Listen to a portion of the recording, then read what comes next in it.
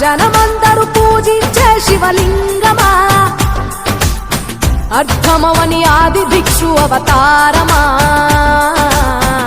ఆచరించి తెలిపే జీవిత సారమా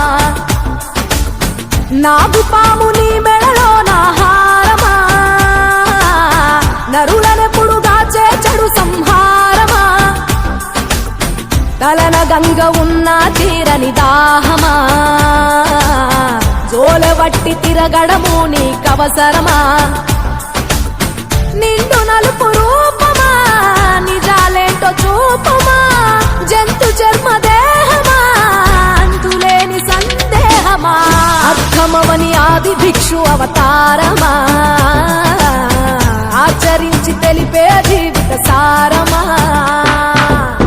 జగమంతా నీదే